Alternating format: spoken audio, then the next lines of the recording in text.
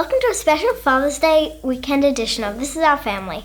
That's right, this is a space where we can connect, communicate and celebrate all that God is doing in and through the life of our church. If this is your first time joining us today, we want to extend a very special welcome to you. Today, we're continuing in our new series called The Greatest Return, which is where we celebrate the return of us being in the physical building here in Brisbane, but also, Lily, we're the greatest return of all, which is... Jesus! That's right. And you know, the other reason I'm excited this weekend is because, guess what? What? It's Father's Day weekend, which means I am going to be treated like a king. Let's just stick with the announcements. All right then. Well, we are so grateful for your guys' generosity to Access Church during this time. If you call Access Church your home church, we'd invite you to partner with us financially, and the details for that will be coming up on your screen now, or alternatively, you can go to our website, accesschurch.org.au/give, and there'll be the details there for how you can give through direct debit and also through credit card. Your giving helps us to continue to be a generous church throughout the community. We also want to express a gratitude to those that helped with the gazebo setup for the Slam Jam area while we're dealing with all these COVID restrictions. So Lily, how was Slam Jam last weekend? It was great. We all had a blast singing worship songs and dancing. There were still a few mosquitoes out there, but we still all had a great time. But still remember to keep bringing your jumpers. Great advice. Well, right now we're going to hear about a new mission opportunity coming up in the month of September through our partners at World Hope International. So let's cut to that now. Hi everyone. Many of you will know me, but my name's Tim Weatherall, and I'd like to talk to you today about World Hope International and the upcoming fundraiser Walk for Hope. Specifically to raise funds for an education program in a remote part of PNG. I was lucky enough earlier this year to be able to go to that community, which is called Mogaloo, in part of the Western Highlands of PNG. It's a very remote part of the world. It took a long time to get there. As you can imagine, this remote community does not have the best access to things like education or medical facilities. And I was lucky enough to meet a wonderful family, the Hoes, who are involved on the ground there and have been for a very, very long time. They identified that really there was an extreme need for young people to be able to access secondary education. The reason that it's so important for Mogaloo to have a high school is that the young people in Mogaloo currently have to travel up to a week or 300 kilometres to be able to go to school. In PNG, education opens more than just an opportunity to learn something or get a job. It actually can change whole communities as educated young people come back to their community and upskill others or start businesses. Obviously, Mogaloo, the team there at Mogaloo, but also us at World Hope International are already investing time and effort into making this school happen. But we'd like to invite you to be part of it and to help us raise funds to be able to do that. So the Walk for Hope is a walking fundraiser. It's meant for walking, but to be honest, you could do anything. You could ride or run or walk, and we're encouraging people to do some sort of physical activity in the month of September. And we're not asking you to walk 300 kilometres. We'd like you to set your own goal, your own fitness goal of something you'd like to do. So love for you to get involved. We're excited about it. There are some amazing stories of what's happening and what this fundraising and this school is going to do for the people of Mogaloo, and I can't wait to see it realised. Looks really cool, Dad. How many kilometres are you planning on doing? Great question. Well, moving right along, this past Friday we had an amazing opportunity to bless the teachers at one of our local schools through Access Community Care. So we just want to give a shout out and thank you to everyone who donated food for that past week. I hear it was really well received. Looks yummy. Okay, what else do we need to cover? All right, well now we're going to throw to a clip of Dale Mason, one of the members of our church, about a scare he had recently with his son Fletcher and how the impacts of that has affected him as a father and what this means for him going into Father's Day this year. So it was actually just wrapping up at the most recent men's breakfast, and Jono was just finishing up his discussion with the men, and I get a text message from Erin talking about a bit of an ad hoc trip to Noosa, chicken and rolls, and it all sounded really good. Off we went a few hours later. So Fletcher, our 6-year-old, he climbed a tree and was being appropriate, sitting on the branch as we've taught him, and being safe, and Owen was, our 3-year-old, was down on the ground because he's very safe conscious versus the 6-year-old who's adventurous.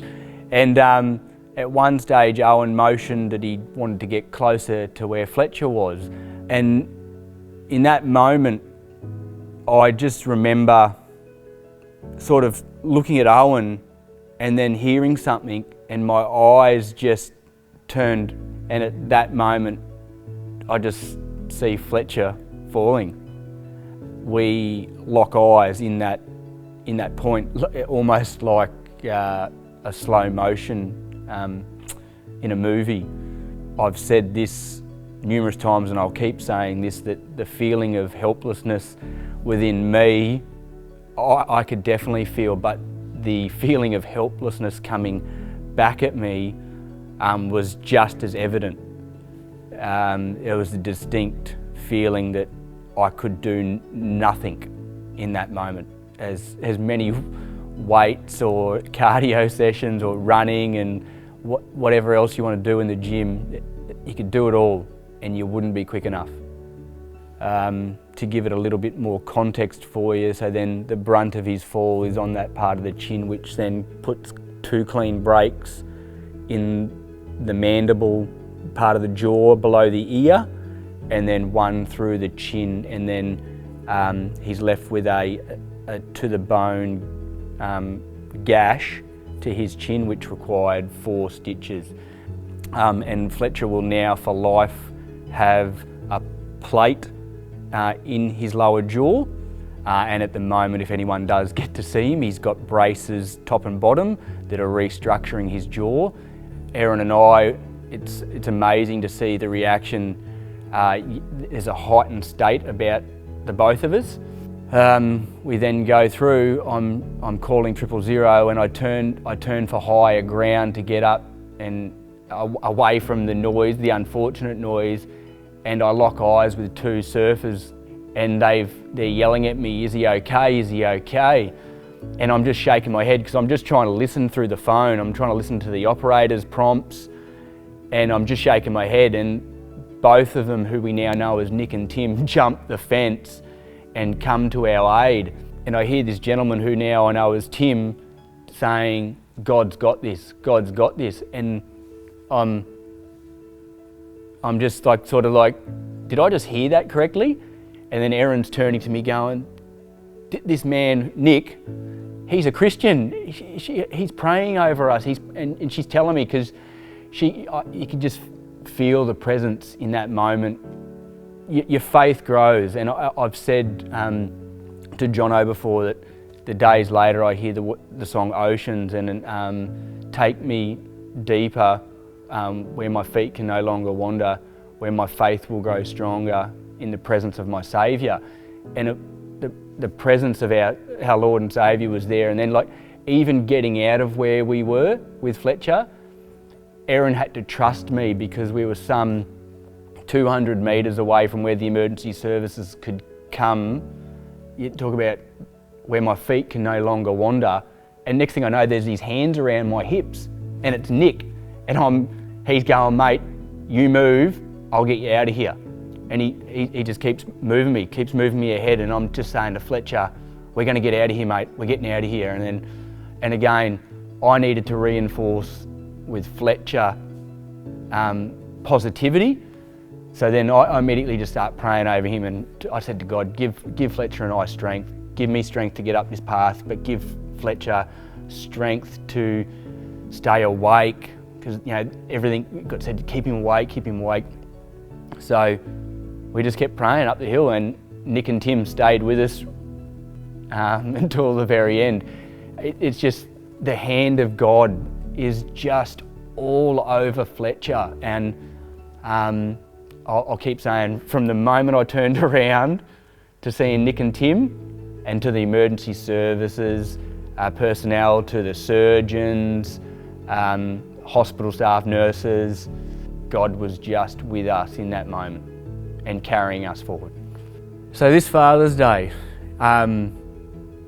you're always thankful. I've had 6 years of Father's Day now, and Erin always makes it a special day.